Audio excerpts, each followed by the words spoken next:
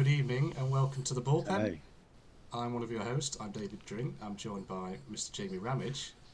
Hope you're all doing okay, and I hope you'll give our special guest a very warm Bullpen welcome. Please welcome Mr. Matthew Gray. yay, woo. How are you, Aloha, sir? guys. How you doing? This is like you said good evening when you started off the show, but it's like 7:30 in the morning here in Honolulu. So Yeah, it's like this is a worldwide thing we're doing now. it is. We're all connected 24/7. Absolutely. Well, really nice to be here. Thank you for the invite. I think we're gonna have a really good time. Yeah, thanks for offering your time and your expertise. I'm hoping. Um, Before we get into it and talk about you and your life, explain to the listeners your um, current climate and weather around where you are right now. Well, Hawaii usually has just one season, and I know that's hard to digest for most people around the world. It's always like going to be somewhere between 80 degrees and 90 degrees, Hmm. and it's always going to be beautiful blue skies and windy weather and occasional rain. Actually, often frequent rain, but it's only momentary. So we don't get thunder showers because the trade winds blow the clouds through the atmosphere so quickly. So we don't get the thunder and the lightning that people all over the world do. So it stays really lush here, and it's always quite beautiful. People come to Hawaii for the weather, and they really love that. It's a big getaway for folks from all over the world. I can imagine. Yeah. How Yeah. long have you been there? Oh boy, since '93. Mm. So it's been a long ass time. I probably am 2 to 3 times older than you guys and most of No. your audience. So, it's just part of the thing. There was one point in my life where I was always the youngest person in the room. And then there was a small period of time where I was about the same age as everyone.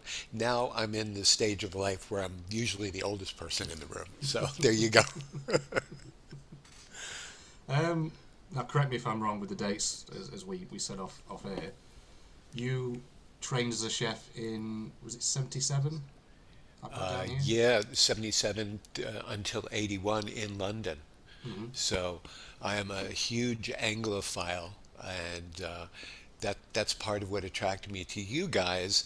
And of course, calling yourselves the Bullpen was a major, positive because I'm a baseball freak. And Oh, so I couldn't believe that there are people from the UK who dig American MLB baseball. hmm. So that was a big part of why, I wanted to come on and chat with you guys about that. So which of the two of you, David, Jamie, are the bigger baseball fans? Are you both big baseball fans? Ooh, that's a good Um, question. I think you've been a I fan for longer, Jamie. I have, but yeah, as a Red Sox this year, I haven't really been paying attention. So, um, and then obviously, Mr. Drink has been following the Padres, who are having one of their best seasons in a long, long, long time. Hmm. So, Jamie, I'm sorry about the Red Sox. I send my condolences to you. And That's all David, right. congratulations to you. The Padres are kicking ass. They are. You can see behind me. I don't know if you can see in the camera. I've got Mr. Tatis Jr. there, who The has played most, the, a total of no minutes of yep, baseball yep. this season. He's like the most embarrassing and shameful person in the MLB this year. It's too bad because we were all looking forward to a great season by him. He made baseball very exciting. Hmm. Who do you follow as a fan? I'm a Yankees fan because I was born in New York. Hmm. I grew up there till the age of 10, and that's when my family moved to Los Angeles. They didn't tell me right away, but I eventually caught up with them. And then I grew up in LA, and I did a lot of stuff there. And then I moved to Honolulu in '93, and I can't move any further west and still be in the United States. So, so yeah, mostly New York, LA, and Honolulu, aside from all that traveling that I've done. Um, what made you want to become a chef in the first place, Matthew? You know, my mom was a really good housewife kind of cook, and we grew up in a family that we ate when times were good and we ate when we needed to soothe our emotional spirit, and we ate during every kind of situation in between. So I grew up in a family that food was king, and it was the most important part of our life. So it was emotional, and it was physical, and it was flavor and architecture and all that stuff. So I learned that, wow, this is kind of nice. And so I used to use our pet dog when I was a little kid, like 3 years old. The dog's name was Happy. And I used to push Happy up against the little cabinet and step on him and as like a step stool to see what mom was cooking on the range. And I became enamored with food and flavor and aroma. And of course, this was 150 pounds ago, so now I couldn't step on a dog as a step stool. Um, but that's where I learned. So when I was 3 or 4 years old, I fell in love with food, and one thing led to another. Hmm. And I saw that, everybody loves to eat. No matter what food they eat, they love to eat, and they do it multiple times a day. It's And true. so I grew up into a person who wanted to make others feel good, and that was an easy way to do that was to cook for others. Awesome. Yeah. Yeah. Who are your culinary heroes, would you say? Wow. None of the people that you see on television are my culinary heroes. Such as Gordon Ramsay, who's Hmm. probably the most famous chef in the world, and Emeril Lagasse, who started the whole thing rolling. So I would just have to say some of the people I studied under would be considered some of my heroes. So no big names, of course, maybe thinking about Julia Child, one of the originals, Oh, and yeah, of yeah. French classical cooking and that kind of thing. But I would say that most of my heroes are just regular folks like you who have put together wonderful food for me over the years, and I've enjoyed that. That's very kind. Yeah. Who? Yeah. Um. So there's usually quite a meadery type portrayal of like chefs and stuff. Do you think that's a fair reflection, or do you think they get what sort of deal do you think they get? Of which kind of portrayal? Kind of the really bossy kind of angry kind of dude. Well, that works for television, but it Yeah. doesn't work in real life. As Mm. you know, if you treat people like crap, you're going to get some pushback. And so when I was running kitchens in the old days, I was nice to people, and guess what? Everyone did their job and everyone was happy, and we'd go out and we'd have drinks after the shift and all that kind of thing. But you can't get in anybody's face and be an angry dude and expect to get any sort of production out of your people. So what you see on food television is not reality in my mind. Um, the 80s, Matthew. Once Yeah. you sort of qualified as a chef and you got your found your feet in the industry. What was that decade like for you? What were you mainly up to? Where were you working? That sort of thing. Well, after I returned from London back to Los Angeles, I hired an agent. Um, People never heard of agents for chefs, but there are, especially in LA. Mm. So you don't need an agent just to be an actor, an actress, or a musician or whatever. But I hired an agent to try to get me some gigs as a chef with people in the entertainment world. So I had previously traveled with the Eagles and Pink Floyd and Fleetwood Mac. And then after I became a chef and I hired the agent, she was able to secure positions for me cooking for those people, whether it was on the road or at hotels or in Los Angeles area. So I had the opportunity to cook for people in the entertainment field, and that was wild, for a young guy to be on tour with the bands and to be cooking for people, make people feel good. So it was the whole drug, sex, and rock and roll thing. So it was a really great wild life for a young guy. Is there any inside stories you can share that you're allowed to share, or? I almost set Robin Williams' house on fire one night. I was trying to be all fancy and posh, and I was flambeing some filet mignon steaks in a saute pan, and I added a little bit too much cognac to the pan, and it exploded in my face and singed my eyebrows, and then sent off flames over to his drapes, and almost set his house on fire. So that was kind of wild.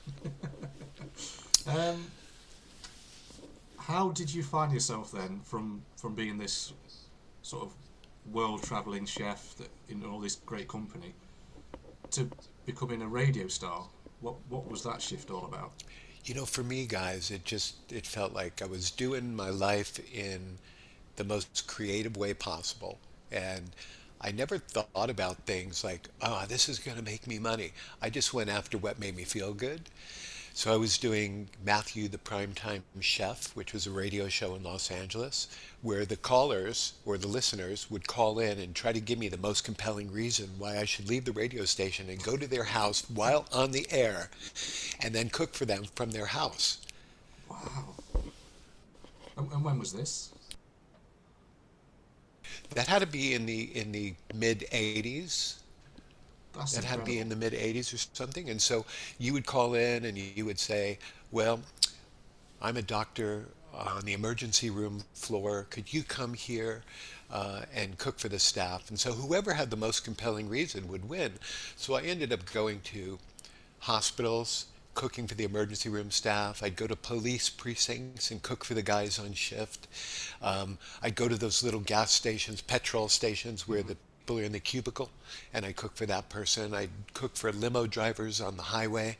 Um, just all the most wild situations in the world. There might have been a couple of times where I went to a young lady's house who was doing laundry in the middle of the night, and that was the most compelling reason. So I'd go there and I'd cook for her, and it was just really a fun experience. And so I did talk radio, all different types of shows for, probably close to 20 years of my life so far.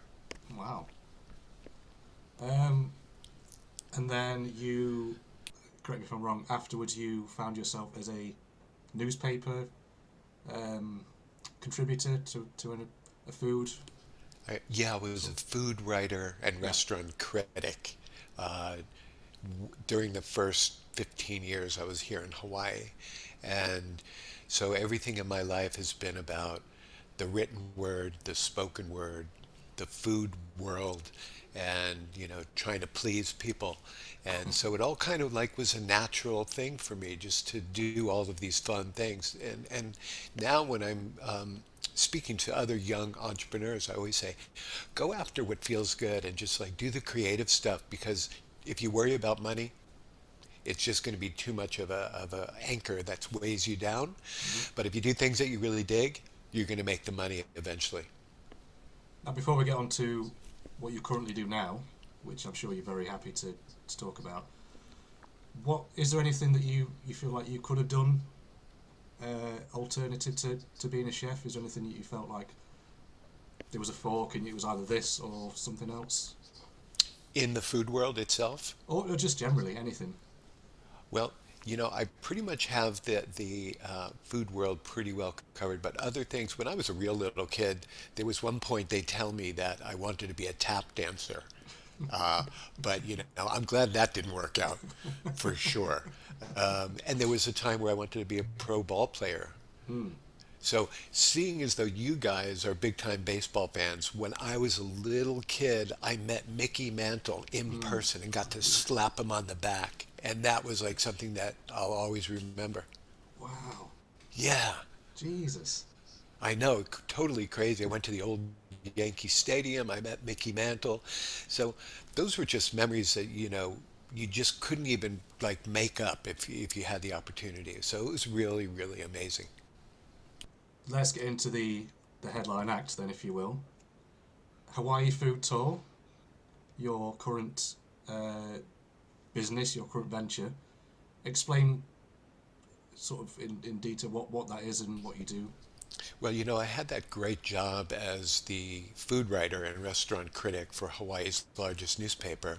And I started that probably in 1998. And I did that for a number of years. And then I said to everybody, I'm going to leave this job. And they said, you're going to leave this job? It's the best job in the world. You get paid to eat. You're living in Hawaii. What could be better? I said, well, I have this idea. I want to do a tour company that feeds people who are traveling here to Hawaii. And that was the birth of Hawaii Food Tours. That was in 2003. I started kind of doing the research and development for that. And then the following year, 2004, started Hawaii Food Tours. And that was going really, really well for 16 years up until the COVID shit show Yeah. in March of 2020. But what we did for those 16 years was feed, educate, and entertain people every single day. Took them all over Honolulu, fed them, talked about the culture and the people and the sights and the landscape and all that other stuff. So a really great, great 16-year block of business. Mm.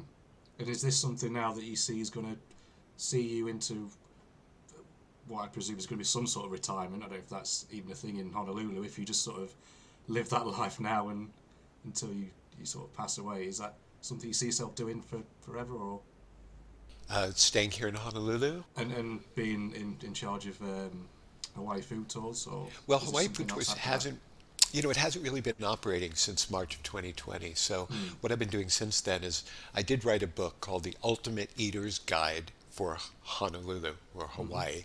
And so for people who are traveling to Hawaii, they can pick up that book. It's in a PDF form.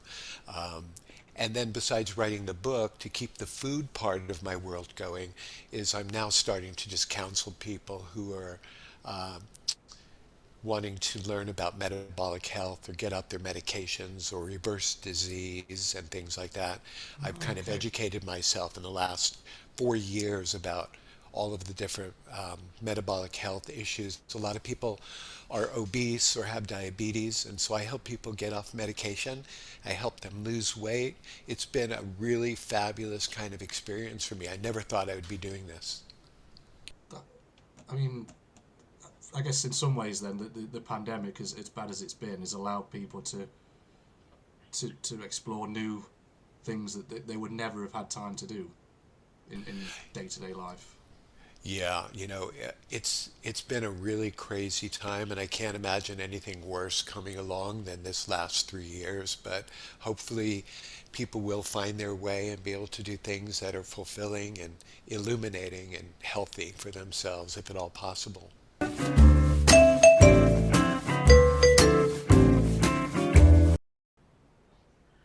Welcome back, everybody. We are joined Yes, welcome. by our esteemed, self-styled luckiest man in Hawaii, if I've got that right, Mr. Matthew Gray. Luckiest guy in Hawaii, definitely. Thank you for having me, guys. This is just a real blast. So, are we going to talk some baseball today, or what? Well, this half we can talk about anything Okay. you want. So we've talked about Wow. you and your business and your life. Is there anything you want to talk about? Gosh, I just want to be able to, reach out and have a good time with everybody. I want to be able to help folks, learn about food, recipes, health, getting off medicine, learning how to fight disease, all that kind of boring stuff, but very, very important. And definitely, if I'm on the bullpen, we should be talking a little bit of baseball. Go on then. Let's Okay, let's have fun. question. Hmm. Now, living in Hawaii, we're way back in time as far as the time zones are concerned. So if there's an afternoon game, let's say in New York, Hmm. the games don't start until like six. They start like at 6 in the morning in Hawaii time. Yeah. How do you guys view MLB? And at what times? Is it on recording or is it live or how does that work? Um, it used to be recorded when I first started watching it. So they would kind of say, "Don't look at the score, don't look at the score," but wouldn't start until about 1 o'clock in the morning. Right. So I guess West Coast games would be the worst kind of games because the time zones would be way off. But yeah, most of the coverage seems to be doesn't seem to start until after what 10 in the evening these Hmm. days. I Yeah. mean, for me Um. in the So Padres yeah. games, it's around about 3 in the morning these days for these Yeah. playoff games, unfortunately. But I am a slave to the cause, and I will watch them and suffer in the morning, I think. So other than Tatis, who's hanging there over your shoulder on your back closet, Hmm. who are some of your favorite Padres? I mean, you've got to look at this. This team is like a perfect storm of like Manny Machado and Cronenworth and Darvish on pitching. It's like we had nothing, but then all of a sudden we had an amazing team literally overnight about 2 or 3 years ago. Right. And what I don't want to happen, and obviously Bob Melvin in charge now as well, which helps. But what I don't want to happen is that if we, whatever happens this season, that this just fades away and we go back to becoming like fourth best team in the division, fifth best team. I want them to build on this success. If we do win, if we don't win, I'd like to win, but we're up against some pretty good teams. Well, they were 22 games behind the Dodgers in their division, and Mm. they were able to get to this point. So that's amazing. I think that they won only 4 or 5 games out of 19 games throughout the season with the Dodgers. Yeah, So them being able to do what they're doing right now is that magic moment. Baseball can change from one day to the next. You could have the worst team against the best team, and they could take a short series. So you never know, right? I mean we've said in other episodes, JB, that the season doesn't matter in the Hmm. postseason. That record's gone. That you can, like, and the Red Sox proved that a couple of years ago, that they had like one half fit Last pitcher year. in Chris Sale Yeah. and still made it as far as they got, which is phenomenal. Um, It's been fantastic Um, just watching it. Will you be watching today's games? I didn't watch last night's Uh-huh.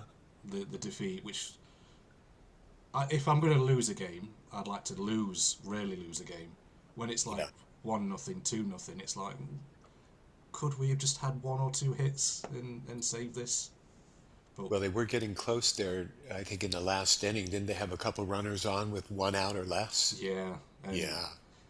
Padres fashion, we found a way to snatch a defeat somehow. But But it's crazy because the Padres, I don't know if they were the fifth or the sixth seed this year in the National League, but yeah, Philadelphia also, they were like in third place in their division and they're getting this far. So that's pretty mind-blowing right there.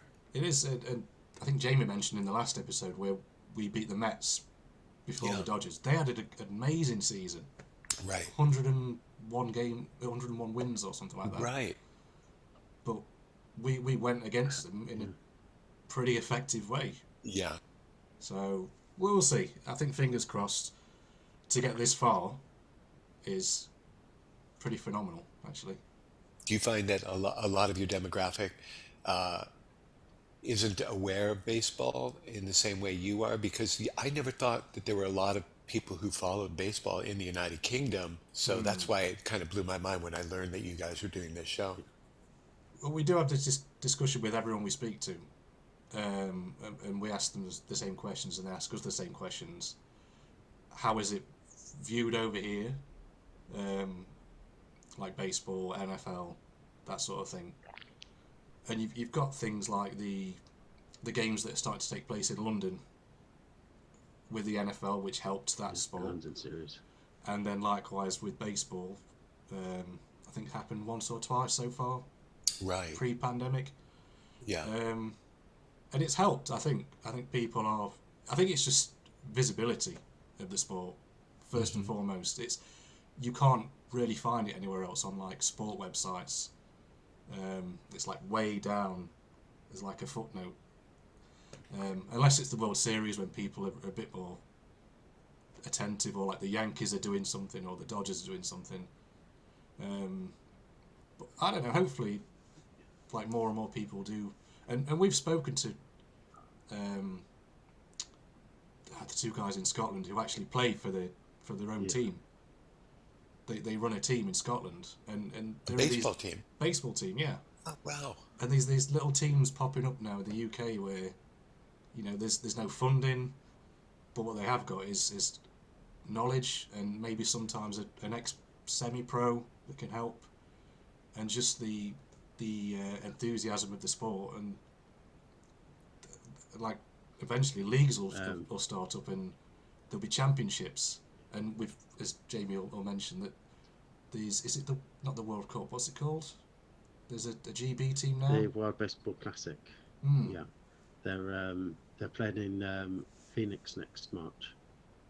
Against Canada, Colombia, Mexico, and the US. Wow. So, yeah. And from what I've heard, um, some people are actually quite optimistic about their chances as well. So I don't know whether that's depends on the quality of the other teams picking, because I guess that's kind of pre-season, isn't it, for MLB? So, Hmm. but yeah, it's yeah, there is a very hardcore kind of group that follows it, and then even those that don't follow baseball will sort of still wear sort of New York Yankees kind of merchandise, so baseball caps and stuff. Yeah, if you went up to them and said, "Can you name one of their starting players?" they wouldn't have a clue. So, yeah, it has got a consciousness in Britain, and even quite near here, Derby, they had a baseball ground, um, which the football team played at as well. So yeah, there is some history with Hmm. baseball in the UK. So Are the dimensions of baseball there in the UK the same dimensions as they are in MLB? 90 foot between the bases and 60 feet 6 inches between the pitching mound and the home plate and all that. I'm not too sure it actually. no, they played at the old Olympic Stadium for one of the London series, and that I think that was a lot smaller. It was quite a high scoring game. So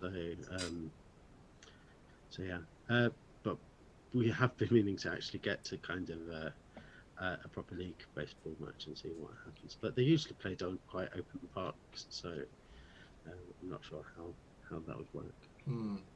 Yeah, I don't recall there being like a proper baseball ground stadium setup anywhere in the UK, if there is one.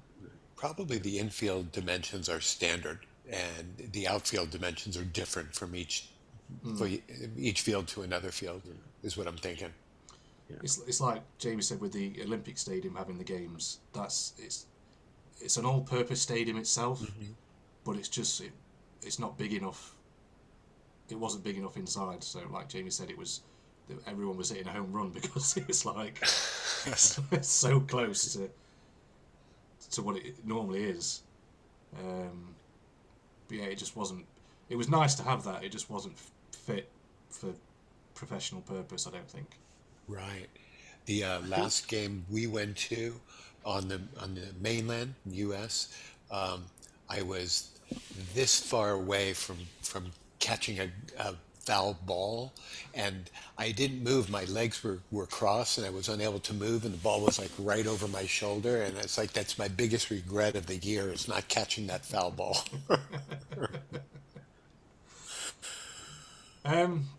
So what else do you like your pastime then, other than being a sports Well, fan and being a chef and being the business owner? What else do you find yourself doing? that keeps me pretty busy.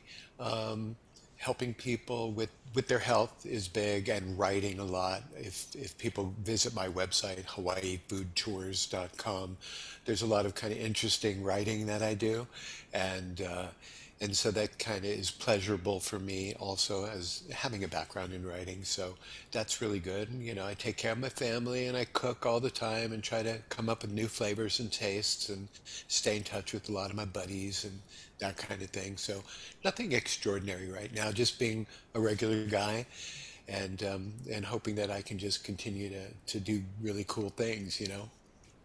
What's all this going on behind you then? Like, are these your works or the paintings? Well, this right here is the license plate for my Hawaii Food Tours van. Can you see it? It says "Eat."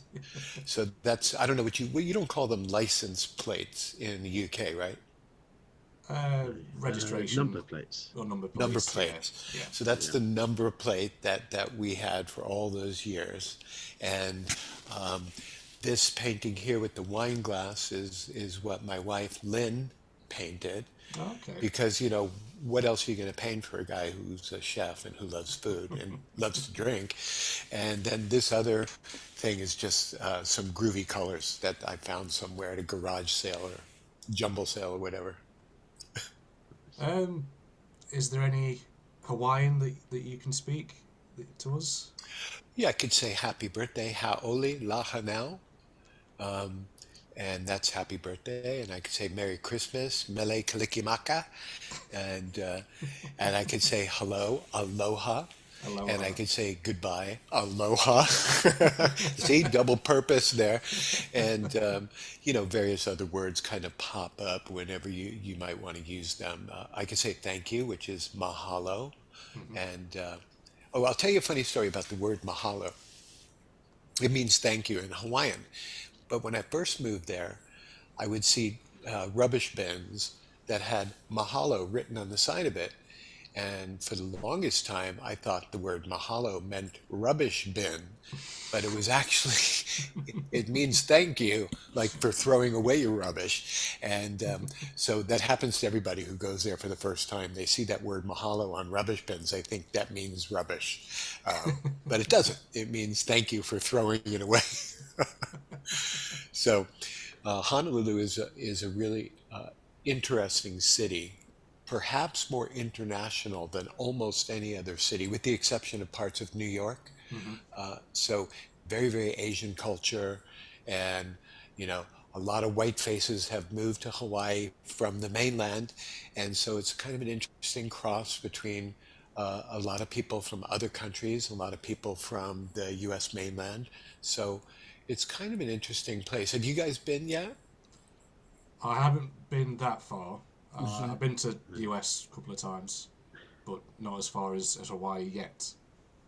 But it is on the Well, list. It is definitely when on the list. before you come, let me know, and I'll give you all the information you need to have a great time. Appreciate it. Yeah, cool. Thank you.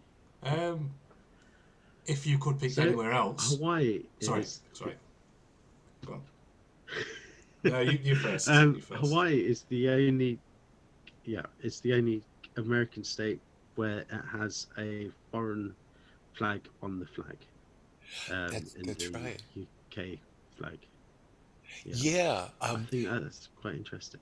it is, Jamie. I think that Hawaii and Britain were very, very close in the early 1900s. I think our royal families at that time were extremely close, and um, I think our royal palace was the first building in Hawaii to have electric light, and in part due to our connection with the Brits, who helped us through a lot of that, uh, was part of the reason why Hawaii became such a big, uh, I guess, kingdom or neighborhood or whatever, was because of our wonderful relationship with you guys.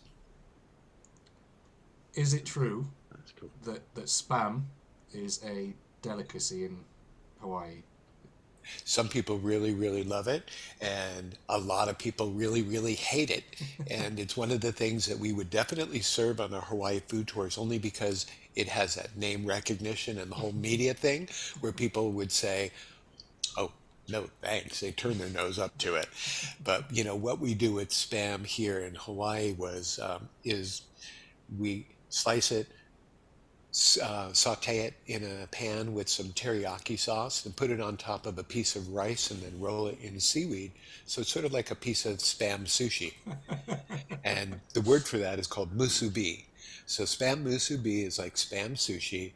And there are lots of people here who totally love it. And there are a lot of people here who totally like are repelled by it. But a big reason why it became so popular is because in World War II, the men who were fighting in Europe had canned rations, and spam was a big ration that was given to the soldiers. And after the war, when the soldiers came back, they wanted to have spam that they got used to while they were fighting. And so it became real big in Hawaii, especially because everything is shipped here. So you need to have things that have a long shelf life. And one thing led to another. Now, spam musubi is one of the biggest kind of snack foods here possible. I mean, in terms of Yeah. crazy food combinations, Jamie, is that up there with the fried Mars bar to you? I was just about to say something about that because yeah, with some Scottish ancestry, everything just tastes better fried in batter. And spam is a perfect example of that. You can get that at the local chip shop up the road, and that's very nice. But yeah, I guess I have quite a beige kind of food color palette. So yeah, my experiences with food aren't really adventurous. But yeah, no, that sounds good. You are so right, Jamie. Anything that's battered and fried, I'm there. And and definitely when I was living in London for those years, I fell in love with doner kebabs. And still to this day, if I ever have an opportunity at that, I will jump at the opportunity to eat that. It's the perfect example of something that is so bad for you, but it is just incredible if you've been drinking.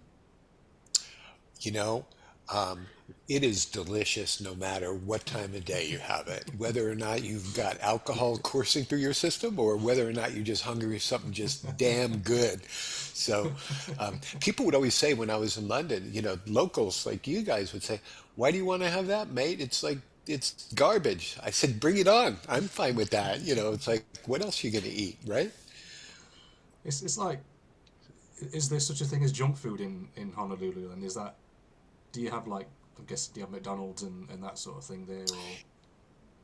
Definitely, all of the junk food places exist here. However, my role as a foodie ambassador for Hawaii is to always steer people away from the junk food. I always say, don't go to any of the chain restaurants because you can get that back home. So you're here in Honolulu, we're an international city. You want some great food? Let me tell you where to go. And it doesn't have to be expensive. So there's a lot of stuff that's really like pedestrian, low cost, great food, but it's not McDonald's and it's not, Wimpy Burger or whatever. It's Hmm. it's an individual mom and pop independent restaurant, and that's where I usually point people. That's interesting. Yeah, and probably good advice for people that just aren't aware of it. Then I'm guessing. I think that people should definitely try local foods no matter where they go, and they should not be so uncomfortable to always go to the familiar places that they go to back home because otherwise, what's the point of travel? Hmm. I'm guessing a big part of it is maybe the language barrier, possibly, or just the nervousness of going to a local restaurant and trying to blend in as a local without trying to seem as this scared tourist that you know. And if you can't speak the language as well, then it's just an added barrier just to get something to eat. Well, fortunately, here in Hawaii, we do speak English. It is our Hmm. first language, but there are a lot of Filipinos and Thai people and Vietnamese and Chinese and especially Japanese primarily. Mm-hmm. But English is the first language, so people should not feel in any way intimidated to come here.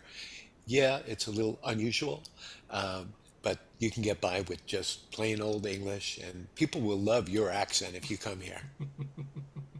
That's one thing. Americans are suckers for the language and the speakers from the United Kingdom. It is true. Yeah, I don't know what it is. It's just this magical effect that we have on the American people. I know. I wish it was the other way around as well. I wish that you guys enjoyed our accents, but for right now, we love yours for sure. um, I asked you off air a couple of days ago to name something underrated and overrated, and it could be anything, absolutely anything, as spicy as you want it to be. And we've had some spicy opinions. Let me tell you that. What have Oh, you I got for us? bet. Wow. Okay. Let's see. I put a lot of thought into it when you asked me that question, and now I'm having a little bit of a brain fart. So maybe we'll have to come back to that after I reorganize my brain. How does that sound? That's good. Yeah.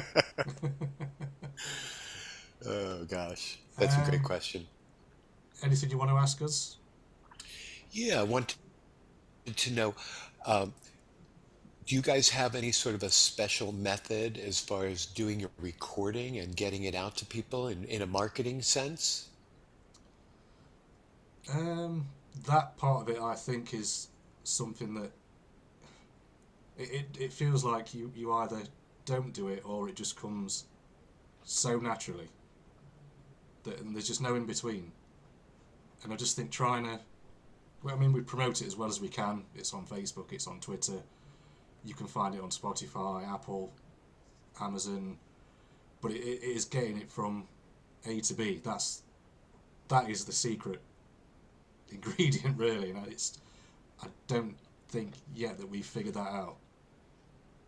But if you've got any tips of how, I'm guessing you had this with your business to advertise your business. What worked for you?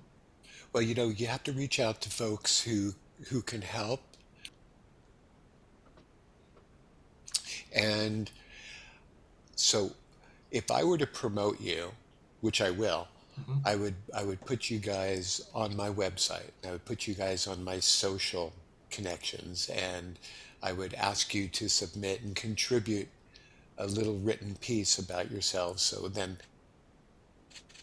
people who have sites can help you, like we help each other, sort of uh, by networking. And so right now, because of the internet, I think networking is a really important part of it. So, you know, people want to know what your personalities are like and what's behind the scenes, behind just your faces talking to one another and to guests like myself. We want to know what you're thinking and your background and why you got into this and that kind of thing. The more human you make yourselves, the more that people will follow you and want to be a part of your world. It's really good advice, and we appreciate that. That's very Brilliant, nice of thank you. you. Because you both have a really great kind of comfortable style with each other, but the more that you share about your background and your desires and your dreams and your wishes, the more that we become engaged with Mm. you, want to listen to you, want to watch you, want to learn more. Yeah. Um, a friend of a relative of a friend was saying that what they particularly enjoyed about the podcast was my little cricket rants. They found them quite entertaining. So I guess it's things like that, isn't it? Just and I guess kind of the back and forth that we have as well. Mm. Kind of the things that that make us what we are, I guess. And we've got to do a good job to sell that. The banter is a great thing, and that's why people will want to tune in because of that and your personalities that you're showing each and every day. I think that that's a lot of fun for people to kind of hitch a ride on because so many folks just need some company. I listen to podcasts all the time, and instead of listening to music when I go to bed, I'll just put on my headphones and I'll listen to a podcast and fall asleep to that. So a lot of people are totally into it, whether they're watching the YouTube version or they're listening to the podcast version. So I think it's fun to be able to get people's attention in both different mediums like that. Mm. It is true, and you are right with the current age. It is so easy to connect with people, but I think it is just that it is that point between us and the people, and it's like the easiest thing to do and the hardest thing to do at the same time. But I think once you hit that point, the rest of it will just follow. Like you hit two people, they'll tell one person, and then hit two more people, they'll tell another person, and I think it's just that initial explosion of like attention that I think we're going for, and I think that will help. It will help. And this kind of thoughtful conversation is so cool. And that reminds me, okay, you were asking about something that's overrated and something that's underrated. Hmm. And this will all work together based on what we were just talking about. The overrated thing are in my mind right now is TikTok, where it's a 15-second or 20-second, usually pretty stupid video, and it captures so many people's attention for a very, very short attention span. I much prefer the long form stuff like this, where I can really get a feel for the people. Mm. And so the overrated aspect of the internet and society today, in my mind, is that really brief kind of momentary where everyone is looking at their phone for like 15 seconds and they think that they get to know the world a little bit. Mm. But I think that long form communication is much more deep, and I'll get to learn more about you and your background if we have a conversation instead of just brief bang bang type of entertainment. Oh, I like those answers. Yeah. I mean, a previous guest did say overrated for him was Martin Scorsese movies. So, Oh yeah, a lot of Hollywood is overrated, yeah. that's for sure. um, we have 2 minutes left. Okay. Is there anything you want to ask Jamie before we round out?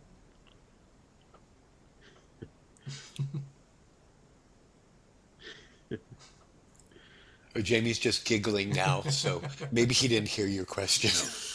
Have you got any questions, Jamie? Or I did, yeah.